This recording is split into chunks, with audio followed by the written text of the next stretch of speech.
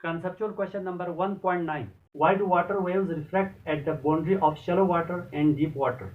Ripple tank experiment. Ripple tank experiment के अंदर deep water और शैलो वाटर के बाउंड्री पर वाटर वेव रिफ्रैक्ट क्यों होती है, यानी कि बेंड होकर एक पोर्शन से दूसरे पोर्शन में बेंड होकर इंटर क्यों होती है, यानी कि वो अपनी पाथ को चेंज क्यों करती है। हम जानते हैं speed of water waves depend करती है रिपल टैंक की गहराई पर। रिपल टैंक के अंदर हमने पानी डाला हुआ है और रिपल टैंक के अंदर हम वाटर वेव क्रिएट कर रहे हैं। तो रिफ्रैक्शन के लिए हमें दो मीडियम चाहिए, यानी कि जब वेव एक मीडियम से दूसरे मीडियम में इंटर होती है तो रिफ्रैक्ट हो जाती है, यानी कि पाथ चेंज करती है। वो इसलिए करती है क्योंकि एक मीडियम से दूसरी मीडियम में इंटर होती है तो एक डिफरेंट मीडियम में स्पीड ऑफ लाइट की वैल्यू डिफरेंट होती है। इस मकसद के लिए हम रिपल टैंक के अंदर, मैं पूरा डायग्राम नहीं बना रहा हूं, मैं सिर्फ रिपल टैंक को शो कर रहा हूं। रिपल टैंक के अंदर हमने दो पोर्शन बनाना है। सपोज ये एक शीशे का जो टुकड़ा है उस इसके अंदर बिछा दें तो क्या होगा, यहाँ से ये जो शीशे का टुकड़ा है वो नीचे हमने बिछाया है तो यहाँ से वाटर डिस्प्लेस होकर ओवरफ्लो होगा। हमने इसको ऐसा इसलिए किया ताकि इसकी गहराई को, वाटर की गहराई को कम करने के लिए, यहाँ पे वाटर की गहराई को ज़्यादा करने के लिए इस तरह से हमारे पास दो मीडियम आ जाएगा, यानी कि एक ज़्यादा गहराई वाली, एक कम गहराई वाली। सो हम ऑलरेडी बता चुके हैं ये जो वाटर स्पीड है, वाटर वेव की स्पीड है, वो गहराई पर डिपेंड करती है। तो ज़्यादा गहराई वाली जगह में स्पीड ज़्यादा होती है वाटर वेव की, कम गहराई में वाटर वेव की स्पीड कम होती है। जब वाटर वेव ज़्यादा गहराई से कम गहराई में जाएंगी तो स्पीड डिक्रीज होगी और वेवलेंथ भी डिक्रीज होगा, क्योंकि इस इक्वेशन नंबर 1 है हमारे पास wave equation, v is equal to f lambda. यहाँ से फ्रीक्वेंसी कांस्टेंट है। हम जानते हैं चाहे वेव डीप रीजन में हो चाहे वेव शैलो रीजन में हो, दोनों वेव वाइब्रेटर ने क्रिएट किया है। तो यहाँ पे जो वेव होगी उसकी फ्रीक्वेंसी इस वाइब्रेटर की फ्रीक्वेंसी की इक्वल होगी। तो यहाँ पर फ्रीक्वेंसी को हमने एज ए कांस्टेंट ट्रीट किया, कांस्टेंट और इक्वल टू को हमने हटाया तो यहाँ साइन ऑफ प्रोपोर्शनलिटी आएगी। तो v direct proportional to lambda. जब डीप वाटर से शैलो वाटर में इंटर होगी तो speed of water wave decrease होगी। Deep to shallow water wave की स्पीड डिक्रीज होगी तो वेवलेंथ भी डिक्रीज होगा, यानी कि wavelength decrease means wavelength change होगा, यानी कि वेवलेंथ मीन्स पाथ चेंज होगा। सिमिलरली जब वाटर वेव शैलो से डीप की तरफ एंटर होगी तो वाटर वेव की स्पीड बढ़ेगी तो वेवलेंथ भी बढ़ेगा।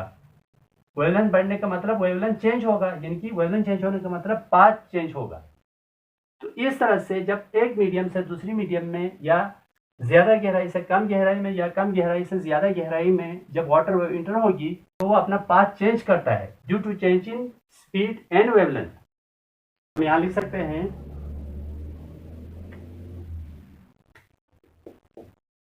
ड्यू टू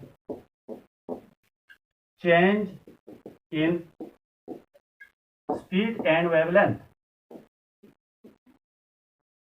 वेवलेंथ यहां पर है पाथ, ब्रैकेट में मैं लिख देता हूं path.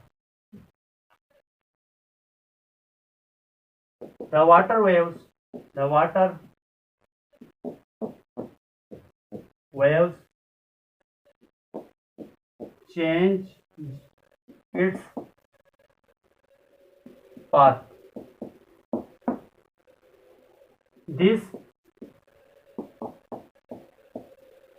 change in path while going to deep to shallow or shallow to deep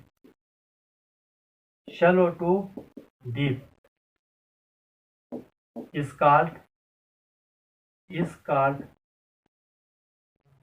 refraction. यानी डीप टू शैलो, शैलो से डीप जाएंगे तो स्पीड और वेवलेंथ चेंज होगी, जिसकी वजह से वाटर वेव अपनी पाथ चेंज करती है। उस पाथ के चेंज करने को हम रिफ्रैक्शन कहते हैं। conceptual question number 1.10, the last conceptual question number of this chapter. Under what condition are the waves diffracted the most? Diffraction of waves जो है वो सबसे ज़्यादा कौन से कंडीशन को फॉलो किया जाए तो सबसे ज़्यादा डिफ्रैक्शन होता है, यानी कि डिफ्रैक्शन हमें क्लियरली ऑब्जर्व्ड होता है। यानी कि डिफ्रैक्शन का मतलब होता है जब दो स्लिट या कॉर्नर्स के अराउंड जब वेव्स पास होती है, जब दो स्लिट के दरमियान में से वेव गुजरती है या जो कॉर्नर्स है उस वहाँ से वेव्स पास होती है तो दूसरी साइड पे जाकर वेव सर्कुलर फॉर्म में आती है, कंप्लीट सर्कुलर फॉर्म में, पूरी की पूरी वेव्स कंप्लीटली सर्कुलर फॉर्म में। इस तरह से वेव फैल जाती है। जब वेव फैलेगी तो जहाँ पर ऑर्डिनरी सिचुएशन में वेव नहीं पहुँच सकती वहाँ पर वेव पहुँच जाती है। डिफ्रैक्शन की मदद से वेव्स को हम बेचकर हम सिग्नल को वहाँ पर बेच सकते हैं, इसका ये फ़ायदा होता है। तो प्रॉपर डिफ्रैक्शन के लिए कौन सी कंडीशन को फॉलो की जाए या डिफ्रैक्शन को क्लियरली ऑब्जर्व करने के लिए हमें कौन सी कंडीशन को फॉलो करना चाहिए। ये जो ऑब्स्टिकल का जो साइज है, ऑब्स्टिकल का साइज का मतलब होता है ये देखो ये दो स्लिट है, सपोज ये एक शीशे का टुकड़ा, ये एक शीशे का टुकड़ा है। इस साइड पर प्लेन वेव क्रिएट हुई है, प्लेन वेव के सामने दो स्लिट को ऐसे रखें। अब इन दोनों स्लिट, अब देखो यहाँ से तो वेव पास नहीं हो सकती, सिर्फ इन दोनों सुराखों से वेव पास हो सकती है जब जगह है। अब ये जो जगह है इसको कहते हैं स्लिट या ऑब्स्टिकल। तो इन दोनों जगहों के दरमियान जो डिस्टेंस है वो इस वेव के वेवलेंथ के बराबर होनी चाहिए। अगर वेवलेंथ 10⁻³ है तो इन दोनों स्लिट के दरमियान जो डिस्टेंस है वो 10⁻³ होनी चाहिए। वेव की वेवलेंथ 10⁻² है तो इन दोनों स्लिट के दरमियान डिस्टेंस 10⁻² होनी चाहिए। तब जाके ये जो प्लेन वेव है, ये जो स्ट्रेट वेव है, इन दोनों स्लिट के दरमियान में से गुजर कर दूसरी साइड पे जाके कंप्लीटली सर्कुलर फॉर्म में आएंगे और इसको कहते हैं कंप्लीट या परफेक्ट डिफ्रैक्शन। यानी कि दो स्लिट के दरमियान डिस्टेंस या ऑब्स्टिकल का साइज इस वेव के वेवलेंथ के बराबर हो, कंपेरेबल हो, तो हमें परफेक्ट डिफ्रैक्शन मिलेगा।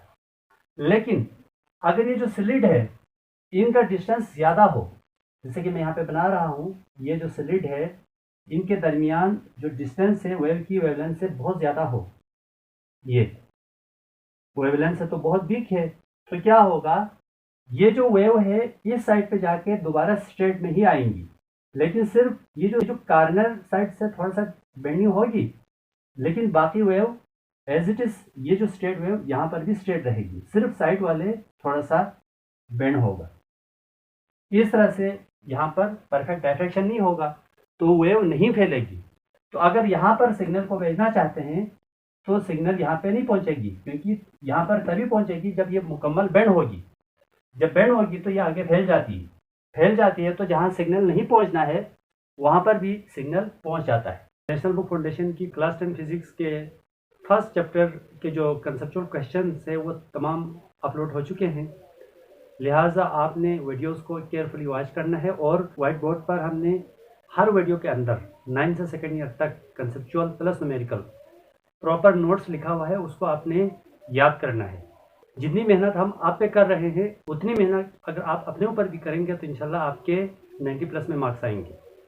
और क्वेश्चन के अंदर मैंने बड़ी कोशिश की कि एक कंप्लीट जामी और मुख्तसर आंसर लिखवाऊँ और कोई पॉइंट मिस नहीं किया है। इंशाल्लाह उसके बोर्ड में पूरे के पूरे नंबर्स मिलेंगे, लिहाजा आपने कम्प्लीटली मुझे फॉलो करना है। और तमाम 9 से 2nd ईयर तक फिज़िक्स के कंसेप्चुअल प्लस न्यूमेरिकल तमाम वीडियोस आपको फिज़िक्स इकरा एकेडमी के चैनल पर आपको मिलेंगी और उसको आपने वॉच करना है। अपने बहन भाइयों को आपने बताना है, अपने क्लास फेलोज़ को और अपने दोस्तों को आपने बताना है, ताकि हर एक को फ़ायदा हो जाए। और 9-10 लेवल पर नेशनल बुक फाउंडेशन और पंजाब टेक्स्ट बुक बोर्ड दोनों फिजिक्स के जो कंसेप्चुअल प्लस न्यूमेरिकल में अपलोड कर रहा हूँ, और तकरीबन FSC की जो फिज़िक्स है फेडरल बोर्ड की, तो उसके तमाम कंसेप्चुअल मैंने अपलोड कर दिया है, लेकिन न्यूमेरिकल 50% मैंने अपलोड किया है, लेकिन बाकी इंशाल्लाह मैं स्टेप बाय स्टेप करूँगा। जब 9 से 2nd ईयर तक तमाम जो कंसेप्चुअल न्यूमेरिकल अपलोड होंगे तो फिर मैं टॉपिक पे वीडियो बनाना स्टार्ट करूँगा।